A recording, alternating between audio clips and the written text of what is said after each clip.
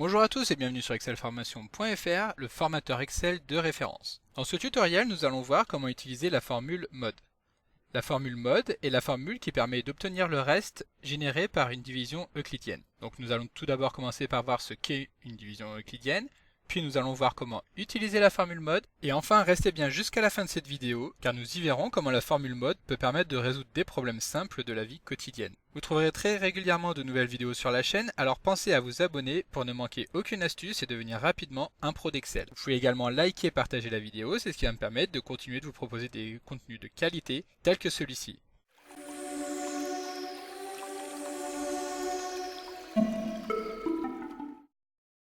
Comme d'habitude, avant de commencer ce cours, vous pouvez télécharger le support dans le lien disponible dans la description de la vidéo, ce qui vous permettra de réaliser les opérations en même temps que moi. Voilà, donc nous allons voir le fonctionnement de la formule mode qui permet de récupérer le reste d'une division euclidienne que l'on peut également appeler une division entière. Donc avant de voir dans le détail le fonctionnement de cette formule, il paraît important de rappeler ce qu'est une division euclidienne. Donc une division euclidienne consiste à diviser un nombre entier que l'on appelle le dividende par un autre nombre qui est également un entier et que l'on va appeler cette fois-ci le diviseur. Le résultat de cette division va nous permettre d'obtenir un nombre et nous allons arrondir ce nombre à l'entier inférieur et c'est ce que l'on va appeler le quotient. Et donc le reliquat induit par cet arrondi est le reste.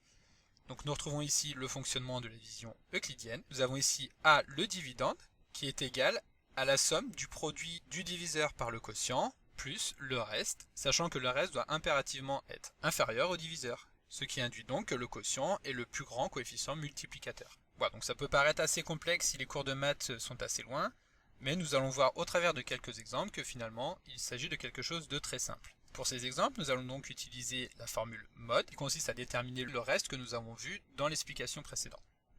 La formule mode admet deux paramètres.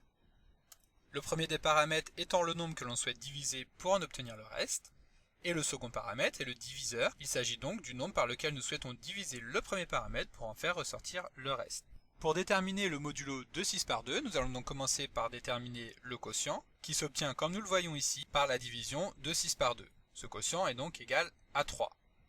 Ensuite, nous le multiplions par le diviseur, qui est donc ici de 2. 2 fois 3 égale 6, et donc 6 moins 6 égale 0. Et donc le modulo de 6 par 2 est égal à 0. Si maintenant nous effectuons la même opération avec le modulo de 7 par 2. Donc 7 divisé par 2 égale 3,5, et donc le quotient étant égal à la partie entière de 3,5, le quotient est égal à 3. Ensuite, 3 fois 2 égale 6, et donc le reste est égal à 7 moins 6, soit 1. Et enfin, le dernier exemple, le modulo de 137 par 10. 137 divisé par 10 égale 13,7, le quotient est donc égal à 13. 13 fois 10 égale 130, et donc 137 moins 130 égale 7. Alors attention, il existe deux règles à bien connaître lorsque l'on calcule le modulo. La première de ces règles étant que le diviseur ne peut pas être égal à 0. En effet, nous avons vu que pour calculer le quotient, nous divisons le dividende par le diviseur, or une division par 0 aboutit forcément à une erreur. Par exemple, modulo de 10 par 0 aboutit par une erreur div par 0. Ensuite, il faut savoir que si l'un des paramètres de la formule mode est un entier négatif, alors le signe du résultat sera toujours celui du diviseur. Par exemple, le modulo de 10 par moins 3, alors le reste sera égal à moins 2. Le modulo de 10 par 3, le résultat sera égal à plus 1. Et donc vous l'avez compris, le modulo de moins 10 par moins 3 est égal à moins 1. Alors il est également possible d'obtenir le même résultat en utilisant la formule ent, qui permet d'obtenir un entier.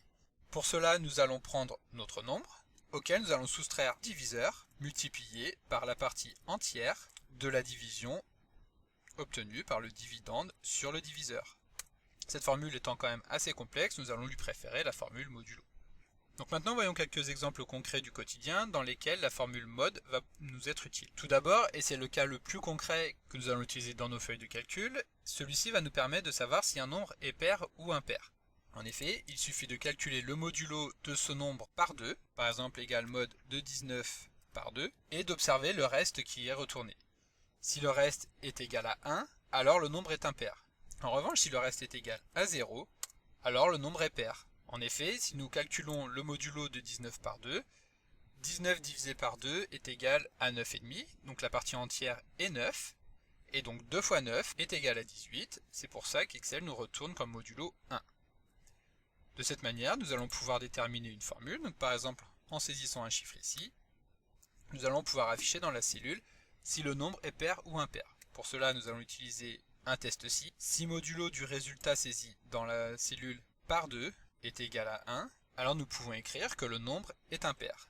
En revanche, si ce modulo n'est pas égal à 1, il est donc forcément égal à 0. Et dans ce cas, le nombre est pair.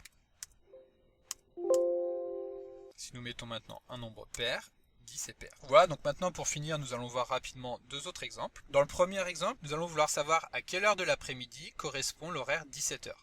Pour cela, il suffit d'utiliser le modulo de l'heure sur 12. Et donc, modulo de 17h par 12 est égal à 5. Donc quand il est 17h, il est 5h. Et enfin, pour le dernier cas, supposons que nous ayons un groupe de 19 personnes qui doivent se rendre d'un point A à un point B en covoiturage.